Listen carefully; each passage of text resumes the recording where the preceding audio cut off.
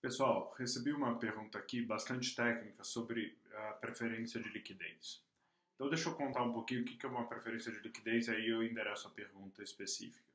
Preferência de liquidez é uma cláusula que vai nos contratos de venture capital, que significa que, em qualquer situação na qual a empresa vá ser vendida ou fechada, os investidores que colocaram dinheiro têm o direito de tirar aquele dinheiro antes dos empreendedores. E isso é fácil de explicar por que existe. Imagina a seguinte situação: a gente pega uma empresa, faz um valuation de 10 milhões de reais e o fundo vai lá e aporta 3 milhões de reais nessa empresa. O fundo tem 3 milhões dos 10, tem 30%, o empreendedor tem 70%.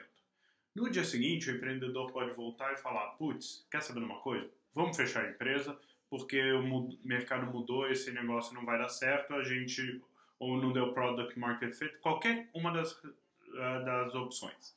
E aí a empresa tem 3 milhões de reais em caixa, você vai distribuir pro rata as participações, ou seja, o empreendedor naquele momento sai com 2,1 milhões de reais, 70% dos 3 que tinha no caixa, e o fundo leva 30% dos 3 milhões, leva 900 mil, perde 2,1 milhões. Então, o direito de liquidez, ele existe para isso, para evitar que você faça uma liquidez remunerando alguém em prejuízo do outro. Então, tipicamente, como é que funciona? O que a gente chama de One-X Liquidation Preference, né? Uma vez o direito de preferência, significa que para o empreendedor tirar algum dinheiro de uma transação de liquidez, ele tem que me devolver todo o meu dinheiro antes. Ou seja, eu coloquei 3 milhões, a empresa foi vendida e sobraram 4 milhões, eu vou receber 3 milhões e o empreendedor recebe 1. A partir do ponto onde a minha participação é equivalente aos 3 milhões de reais na saída, aí a gente faz pro rata, tá? Existem algumas formas diferentes de fazer isso, onde, por exemplo, eu tiro os meus 3 milhões mais o pro rata do que sobrar. Isso não é um negócio comum no Brasil, é super agressivo contra o empreendedor, mas existe em termos de contrato e é bom o empreendedor conhecer para garantir que não está acontecendo isso.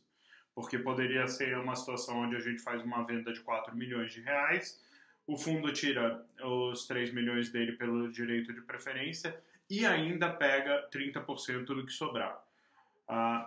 Mas a pergunta específica foi qual o número, né? Qual que é o liquidation preference típico para cada round?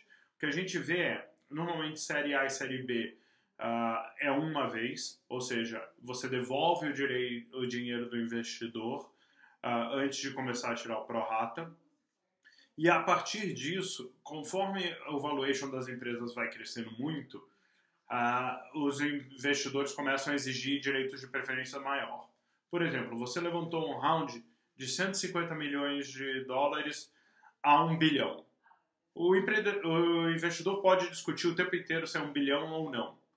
Ou então o que ele pode fazer é, tá bom, você quer 1 bilhão, tá aqui os 150 milhões de dólares a 1 bilhão. Só que em qualquer cenário onde a empresa não é vendida a muitos múltiplos de 1 bilhão, eu tiro 3 vezes o meu capital. A partir disso, ou seja, a partir de uma venda a 3 bilhões, a gente faz prorata. Mas qualquer coisa abaixo disso, você me paga 3 vezes o meu capital investido, porque esse é o número que eu quero de retorno. Então, os empreendedores às vezes ficam discutindo muito valuation, mas você tem que começar a olhar também o quanto que você tem de liquidation preference em cima. Porque imagina nessa situação onde você levantou 150 milhões de dólares a 1 bilhão, com 3 vezes de liquidation preference. Significa que se você vender essa empresa amanhã por 500 milhões de dólares, o último investidor, o que botou 150 milhões, está tirando 450, e depois todos os outros investidores e você estão dividindo os 50 milhões que sobram.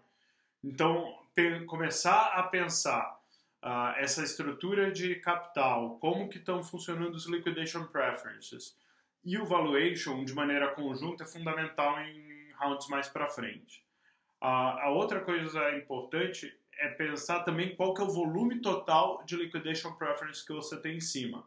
Porque imagina que você tem 3 milhões no Series A, depois mais 7 milhões no Series B, depois mais 20 milhões no Series C, aí o seu Series D é um Series D de 100 milhões, mais 2 vezes o liquidation preference. Na hora que você soma isso tudo, você está falando de 270 milhões de dólares de liquidation preference. Ou seja, qualquer saída abaixo de 270, o empreendedor fica com nada.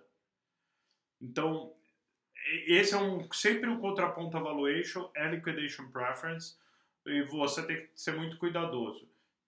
Quando a gente começa fazendo os rounds de investidor de série A, tipicamente a gente vai para uma vez liquidation preference para evitar o mau comportamento do lado do empreendedor, mas também não quer passar disso, porque uma vez que você começou 1,5 vezes, 2 vezes liquidation preference, o que acontece é que tipicamente o cara seguinte vai exigir ainda mais liquidation preference do que você já colocou. Então, é um pouco essa lógica, é para isso que serve. Se tiver dúvida, manda para mim. Obrigado.